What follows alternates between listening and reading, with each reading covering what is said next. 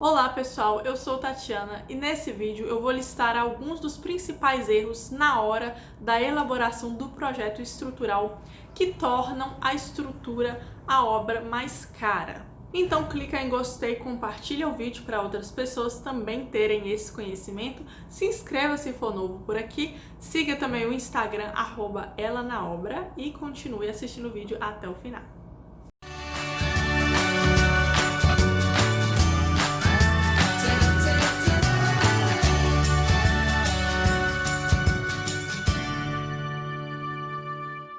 Na hora da elaboração dos projetos de uma edificação, é imprescindível analisar a concepção estrutural, porque erros na concepção estrutural daquele projeto pode tornar a obra cara e deixar a estrutura ineficiente, acarretando posteriormente uma série de prejuízos. E tem sido muito recorrente aí no mercado projetos estruturais com erros de concepção estrutural. Isso prejudica muitas vezes o cliente e nem ele sabe que está sendo prejudicado. O primeiro erro, então, na concepção estrutural de um projeto é a falta de rigidez no pórtico.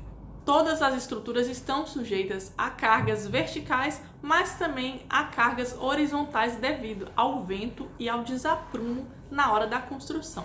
E é importante, na hora de elaborar o projeto, analisar a influência dessas cargas horizontais e quais os melhores elementos estruturais e o posicionamento ideal para resistir a essas cargas horizontais. Então, na prática, é você analisar quais os melhores locais de lançamento de pilares e vigas para dar uma estabilidade global naquele pórtico, deixar ele rígido. Não deixar que um lado da estrutura seja mais prejudicado que os outros devido a certa carga de vento, por exemplo. E analisar se em algum caso é necessário a construção de pilares parede para resistir a uma maior carga de vento solicitada. O segundo erro na concepção estrutural é a má escolha de posicionamento de pilares. Muitas vezes alguns projetistas acabam por tentar economizar diminuindo o número de pilares, sendo que muitas vezes é exatamente o contrário, porque uma estrutura com poucos pilares acaba sendo normalmente mais cara, já que ela exige vãos maiores e dimensões desses vãos também maiores. Mas claro que também o excesso de pilares encarece a obra, já que aumenta a mão de obra e o custo com fundações. Pilares também sem continuidade, que geram vigas de transição, ou orientados na direção contrária do nível de baixo, também são responsáveis por encarecerem o custo da estrutura. Então, deve-se sempre averiguar qual o melhor posicionamento que os pilares devem ter, as dimensões que eles devem ter e qual a quantidade ideal de pilares. Então tudo isso é feito analisando mesmo na hora do projeto, colocando, tirando, fazendo alterações e analisando os resultados no software que você usa para calcular, ou manualmente, se você já faz isso manualmente. O próximo erro na concepção estrutural é a má definição de ligação entre os elementos. Então, é a má definição do vínculo entre as peças estruturais. Por exemplo, a escolha de engaste, de rótula ou de vinculação semi-rígida entre vigas e pilares, entre duas vigas ou entre duas lajes. E acaba também tendo grande influência no custo da estrutura, pois altera a distribuição de esforços e deslocamento entre os elementos e, consequentemente, a quantidade de armaduras e materiais para resistir a determinado esforço.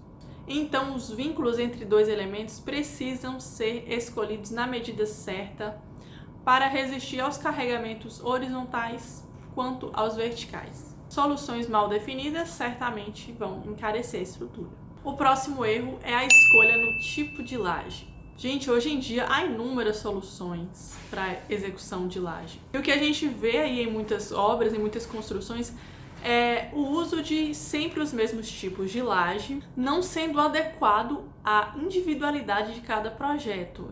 Então, muitas vezes a gente vê uma execução de laje de piso sendo usada para uma laje de cobertura. Isso acaba tendo um custo muito maior de gasto de material, né? Uma quantidade bem maior de concreto, porque uma laje de piso ela tem que suportar um piso por cima dela, né?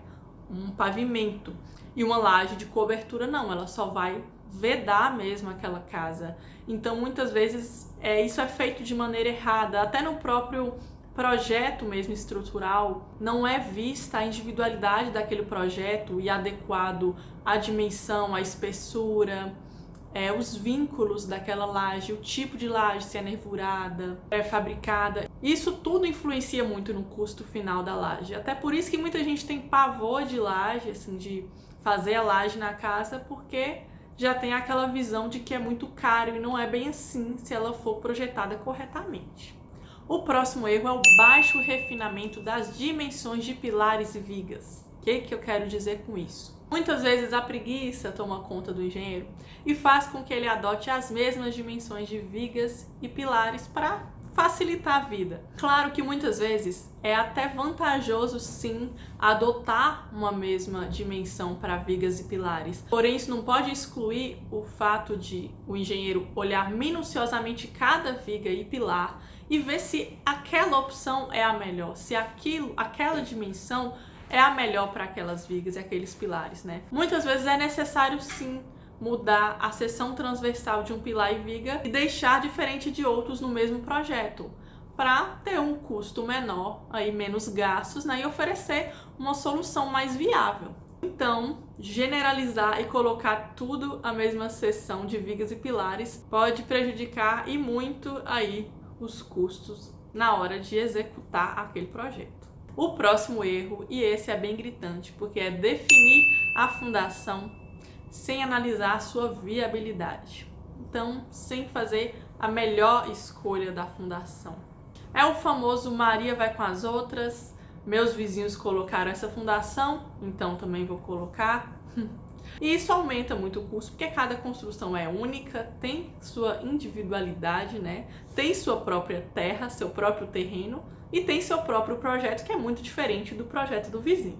Então, como o próprio nome já diz, a fundação, é a base de tudo. Então, se sua base está errada, se sua base não está da melhor forma, o restante já vai ser todo prejudicado. É imprescindível fazer uma análise do estudo do solo para determinar o melhor tipo de fundação. Eu já falei isso aqui em vídeo, também vou até deixar aqui no card, é só clicar, que eu já expliquei no vídeo aí qual a melhor escolha da sua fundação.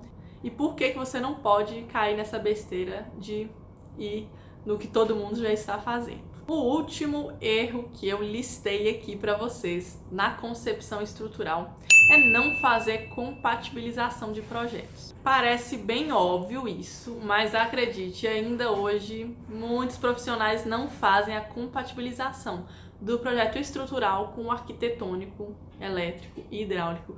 E isso é absurdo, porque gera tanta consequência, gera tanto custo extra na falta de compatibilização que acaba sobrando aí tudo para o cliente. O que é essa compatibilização de projetos?